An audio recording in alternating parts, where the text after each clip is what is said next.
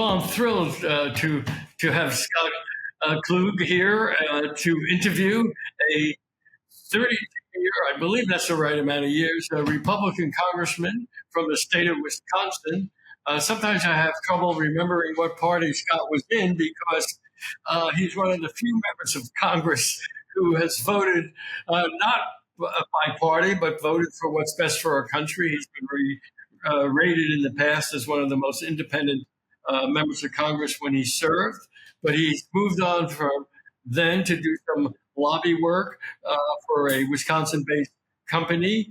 But his career is much more than just government. He's a Emmy Award-winning television reporter and anchor for many years in the Wisconsin area. And as if that wasn't enough, he was an author of a mystery novel about religion and antiquities, of all things. Antiquities, nothing to do with politics. But now, in the way I got to know Scott was through a podcast called Lost in the Middle. It's got some other additional words after that, but that's how I remember it. And it's extremely insightful. And we'll be talking about the work Scott does with his current podcast and his views on what's lacking in our democracy today and how there are some great stories that he's discovered over the years that will hopefully inspire his audience to become involved and to be less depressed during these highly dysfunctional times. Welcome, Scott. Thanks. Well, there's some good news out there. Yeah, so Lost in the Middle, America's Political Orphans, which the title reflects, I think, where a lot of Americans are these days, not particularly in love with either of our political parties. Well, I think we'll probably get back to some aspects of that. But I want to start with something that introduced me to you originally, which is not that long ago, maybe a year and a half ago.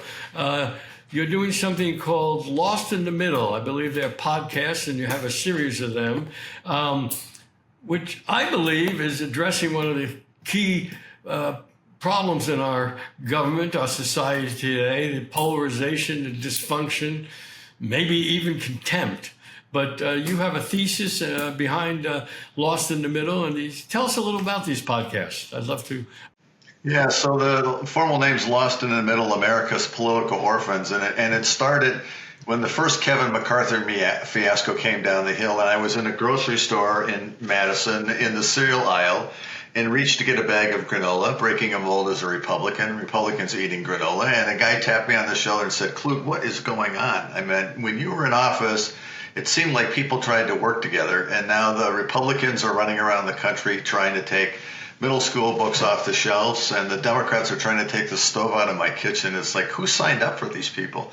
And I think there's a lot of Americans who are frustrated with both political parties. And, more than anything else, I like to point to the lack of civility and the anger that's in the political sphere right now. And, David, you can't act this way anywhere else except in politics, right? You can't act this way at work. You can't act this way at your kids' teachers' conferences. You sure as hell can't act this way at your kitchen table with your spouse at night. But that's what it's come to in politics these days.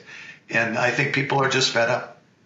I mean, do you think it's spiraling out of control? It was, when I first got involved in this work 20 years ago, I thought things were dysfunctional. It does seem a lot worse. What do you think about the trajectory? Is it getting worse at a geometric pace? Well, it can't get much worse. I mean, I don't. The next place is probably, civil war and more political violence at some point. I think it's reinforced by a lot of things. I think people have self-sorted. And what I mean by that is that people tend to look at their own little bubble for reinforcement, right? And you see it amplified on social media. People tend to only go to, TV newscasts or newspapers that reflect their own opinions. And so you get into this bubble you just can't get out. And I think what's changed is because of social media. Somebody described this in one of my podcast episodes in Lost Middle, that much of America seems like somebody walking through a shopping mall screaming at people and then getting in their car and driving away. So you post this crazy stuff on Facebook, or you do it anonymously on phone call-ins or whatever the case might be. And life can't go on that way. And so I think there's a lot of former Republicans and a lot of former Democrats who are now proud independents. And if you look at some states in the country, for example, in Arizona and Nevada right now, and independents are the largest single registration. And I think that not only that reflects a frustration with the two parties, I think it reflects a frustration with the system, and I think in a lot of ways an indication what could be coming soon in other U.S. elections. Well, I've listened to a lot of the Lost in the Middle podcast, and I suggest that for our City Biz audience. They would learn a lot, and I think might change their view on a lot of things related to our democracy. And I've noticed that you discuss the cultural aspect of it, what's dividing us as a nation and as a people. But you also, in one of the more recent ones, I think I remember actually getting into political reform. So it's two aspects of the problem. Tell me a little about your feelings about what kind of democracy reform or structural changes need to be made to help solve this tremendous polarization we have. Yeah, thanks. So what we try to do with the podcast is it's storytelling. So it's not sort of a traditional podcast you're used to where somebody who's in politics gets, in a discussion with somebody else from the other political side or reinforcing this side. So we try to tell discrete stories. And I really said at the beginning of our conversation, people would like to figure out how the hell we got here. And then secondly, how do we get out of it? And I think if you look at a lot of reform ideas, there's some pretty creative ideas. And I think in many ways, this reflects what went on in the progressive era in the early 1900s with Teddy Roosevelt and Robert La Follette. People may not realize this, but until 1900, there were not secret ballots. Oftentimes, you just had a party boss hand to you a pre-printed ballot that you turn in at the box. That was the era where we went to directly electing senators rather than having it done by the state legislature. People wanted to make sure the people had a voice. And in an era in the early 1900s when there was lots of graft and corruption, that they wanted to get it out of the hands of the state legislatures in many cases, which they felt were corrupt. So we look at three or four big ideas. One of them is redistricting reform. And in a lot of ways, we may be away from the worst of this. I think that a lot of states, including my home state of Wisconsin, which may have been the worst, have now moved to some kind of system where there's an independent commission that draws the lines, which I think is really important and long overdue. I think I'm in favor of wide open voting in primaries. In many states, about 20 of them now, you have to be a registered or Republican or a Democrat to vote in the Republican or Democratic primary. I'd rather see a system where you can shop in a primary and vote for both Republicans and Democrats. It may be that I really want this person to be elected president, but I'd rather have a person of the other party be elected senator. And I think that kind of checkerboard voting would allow people to have much more independence. And then one of the issues we take a look at, which has gotten more controversy and more interest, is Final Five voting, where you take a slate of people running in a primary, they're not defined as Republicans or Democrats, and you rank them. And so, David, you could be my first choice. Your wife could, be my second. Your friend down the road could be the third, and you sort of rank them 1, 2, and 3. And then if I fall off, you reallocate my votes, and then somebody else falls off, and you reallocate those votes. It's used in Alaska. It's been used in the mayor's race in New York and in San Francisco. So in that episode of Lost in the Middle, we take a look at a lot of different options for reform, all of which have got some really good philosophies behind them and some practical reforms, I think, as well. On the other hand, like I said at the beginning of the podcast, I've been a journalist and a politician and a lobbyist, so cynicism comes easy. Each of them have their own set of problems, and I think before we make a lot of wholesale changes, we have to make sure that we're not making things worse. But reform, I think, in this current climate's on everybody's mind. Sure. Well, one thing you didn't mention, and am I correct that you did make a pledge early on that you would always serve a certain amount of years? Is that correct? Yes. Absolutely. Yeah, I was a term limit fan. I said no more than 12, and I actually quit after 8 for philosophical reasons. When I left, somebody sent me a note and said, "Nice job. Always leave the stage while they're still applauding." So I think a lot of politicians stay around the system too long.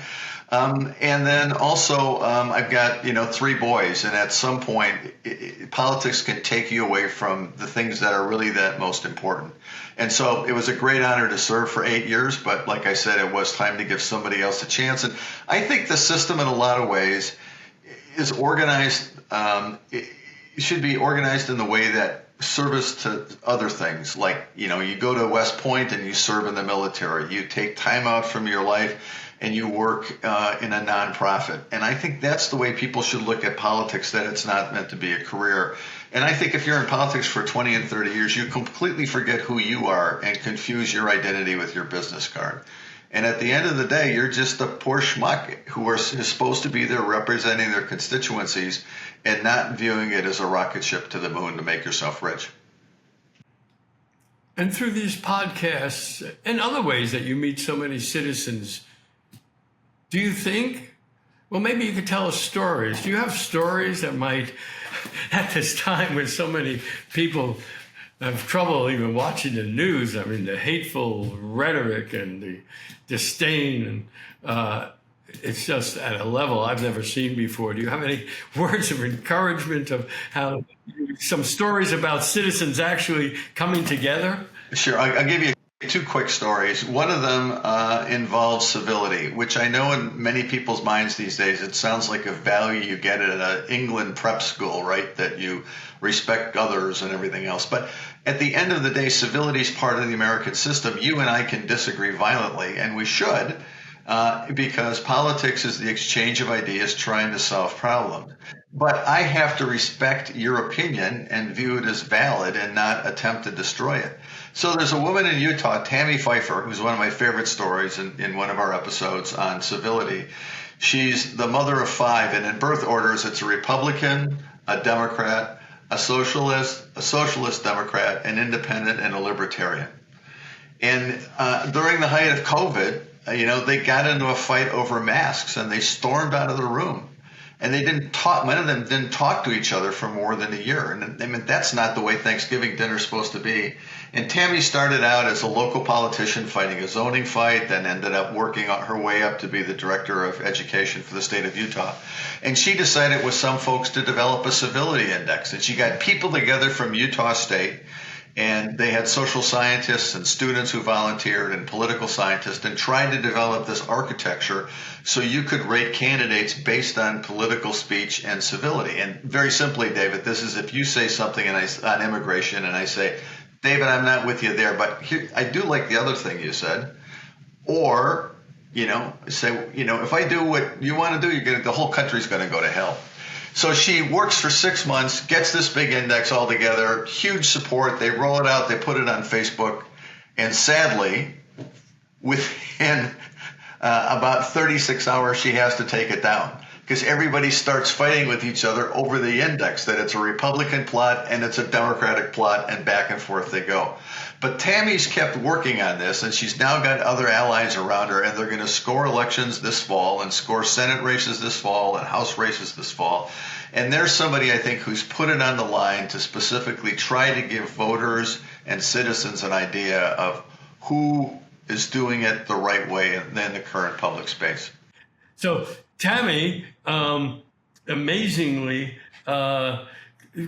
contacted me last week, and we have a story next week on the civility index, and it's fascinating. They're going to rate the civility in the first debate between Vice President Harris and former President Trump. So it's fascinating. We're probably going to do a series in the next 2 months on the civility index. So that's an amazing coincidence that you brought that up, Scott. At any rate, sorry to interrupt. Could you provide perhaps another story to give our audience some hope that there is a chance for civility and bridging the divide and finding common ground? Any other stories? Sure. I'm going to go forward, David. You're sliding on me a little bit, but let me try to tell you another story about an editor in Palm Springs.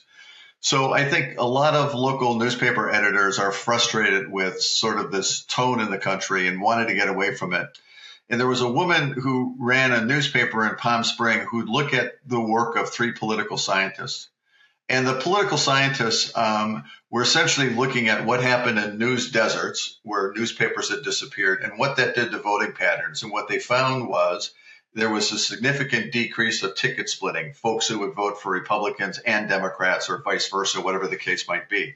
So she was intrigued by their study. And so what she decided to do was to look at the newspaper and say, for a month, what I want to do is to only have local coverage on the editorial board and local letters to the editor.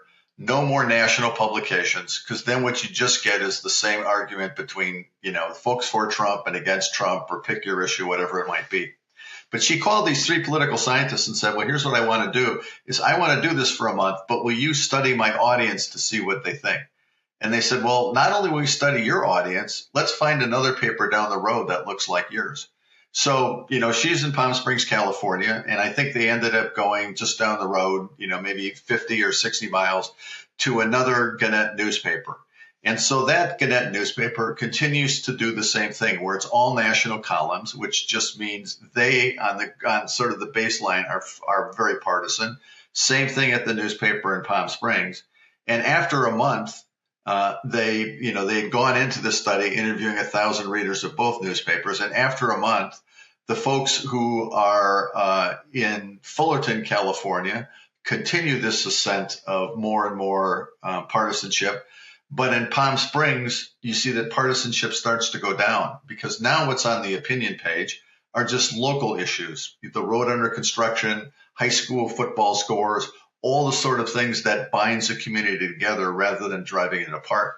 So she's all excited about this and pleased with the results. And then about 2 months after she gets it done, they get a letter from Gannett that they're going to eliminate the local opinion editors.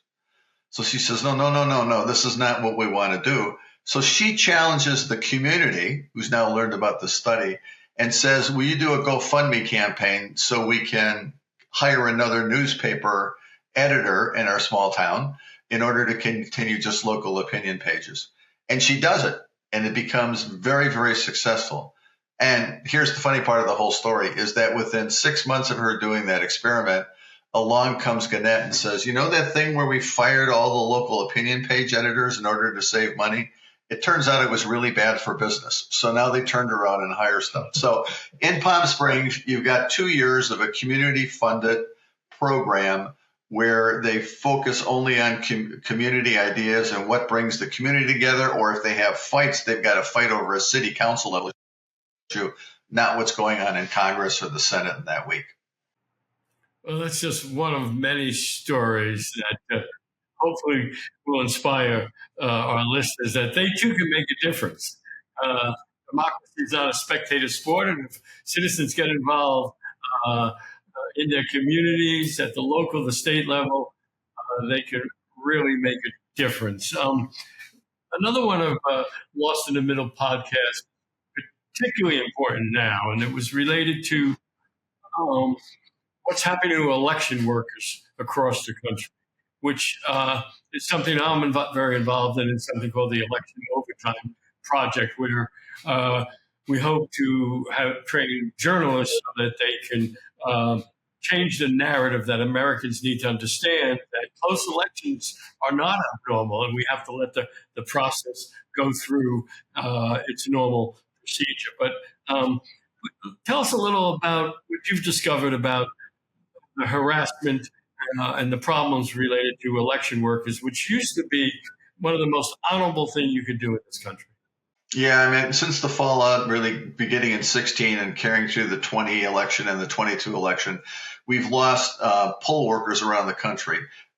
First of all, people who actually run the elections and administer them, because remember that elections at the end of the day are state run, not federal run, and the elections themselves go down to the county level usually.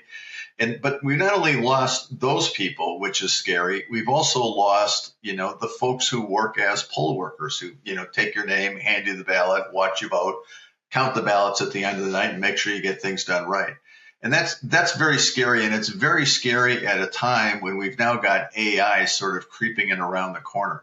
And I think the most dangerous parts of AI are not what people think of, which are deep deep fakes, I should say, which for the most part are pretty crude and cumbersome, and I don't really think have done very much. The real concern about AI is the ability to interfere in the election process. I mean, just the basic bread and butter. When do the ballots get delivered? When do people show up for training? Send out an email that says, remember, Republicans vote on Tuesday, Democrats vote on Wednesday. And when it looks like it comes from the Election Commission, it has a huge impact. And so I think we've got to take a serious look at it. Part of the problem, which is frustrating, is there were a lot of reforms put in place after Bush Gore in 2000.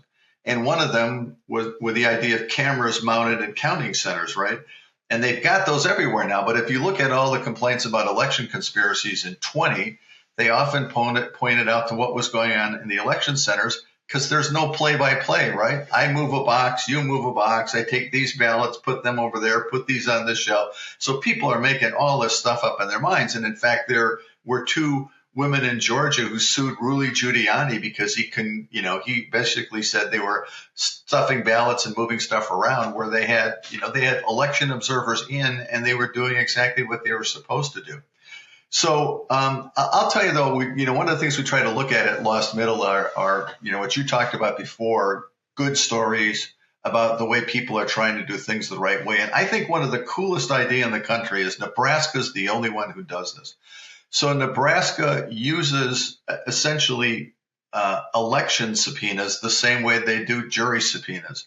So you'd get a notice in the mail that says you've got to work as a poll worker 4 times over the next 2 years. And it can be a local election or it can be a national election, whatever the case might be. People try to get out of it. I was just on a jury last December, and the stories people told to try to get off jury duty were wildly entertaining. But at the end of the day, most people really don't get dismissed. And in the case of election workers in Nebraska, try as they can, most people can't do. But here's what's cool about it, David, is it puts people in the election centers who don't want to be there, but it exposes them to how the system works, and they see it works well. And the beauty of this is if you want to try to run an election conspiracy, just do it when 45% of the election workers don't even want to be in the room except they get arrested and pay a fine if they don't do it. And so I think the Nebraska model is really good. Now, it's interesting because I got pushback from buddies of mine who say, well, Klug, you're sort of a libertarian. What are you doing making the government compel, work to? But I say, look, they compel you, to do jury duty. I think if we're going to make elections work, we can educate people, get the job done better. And in this election system in Douglas County, Nebraska, which is Omaha, they'll have about 46% of their workers will be people who are subpoenaed to work the polls. I think that's a great idea to restore people's faith in democracy and in elections in particular. Well, one last question, which I'm particularly interested in because I'm in the Pennsylvania TV market this summer, living in Cape May, New Jersey, and I'm inundated with negative advertising, which I frankly, from both sides, I'm totally bipartisan. It's disgusting on both sides. But it must work. And I know you at length had this great metaphor between car wrecks and negative advertising in one of your podcasts. Could you give us your thought? And being in Wisconsin, I'm certain that you're inundated with these ads as well. Do you have any insights on negative advertising? I mean, it's carpet bombing. I mean, it never stops. And I can tell the demo I'm in, right? Because my wife always watches Jeopardy at night, and I watch Jeopardy. And honest to God, it is 30 minutes of questions framed by 7 minutes of political commercials. It feels like they're just endless. Negative advertising works. Unfortunately, it's because it's how our brain works. And we do negative reinforcement. And the perfect example is my son, who was a pretty good pitcher. And Brett's always been a perfectionist. So he'd strike the first guy out. The second guy would pop up. He'd hit the third guy, strike out the fourth guy. And all he remembered was the guy that he hit, because your body makes you reinforce stuff. And that's why negative advertising work, it sort of becomes cumulative and really wears you down and wears the system down. And if you're in a battleground state like Wisconsin or Pennsylvania, I mean, it's absolutely outrageous. And you go to states that aren't battlegrounds like Texas and Illinois, you probably rarely see a single commercial. So that's the reason they work, and part of it, I think, is it increases people's frustration with the political system because they don't know how to sort it out. Even though you're not paying attention to it, your brain's sorting it out on sort of a different level, on the subconscious level of how it works. So the bottom line is people use negative advertising because they don't, it sticks even though they don't want to. Although it's funny, I interviewed a guy who's now a political science professor in Washington, D.C., but he taught at the University of Wisconsin in Madison when I was running for office. And he said, all these positive campaigns that people run, nobody remembers them. Meant those ads you did with your golden retriever. I used to do an ads with my dog sitting next to me on the porch. Nobody remembers those. And it's like, wait a minute, you remembered it. And it was from 25 years ago. So the answer is, I think politicians can figure a way to get their message across. But I think negative advertising is something we're stuck with, and nobody's going to be able to make it go away as much as all of us would like to. Well, I've watched a lot of the Lost in the Middle podcast, and you just said this is how our minds work. Well, I'm hoping the City Biz audience tunes in and watches a lot of them, and maybe collectively their minds will be working just a little bit differently to help lead our nation to the democracy I think we want for our children and grandchildren. So thank you so much for the work you do and did as a congressman and continue to do in so many areas. Thank you, Scott. I appreciate your time. Well, thanks, David. I really appreciate it. And thanks for the partnership with Fulcrum. My pleasure. Our pleasure. Thank you.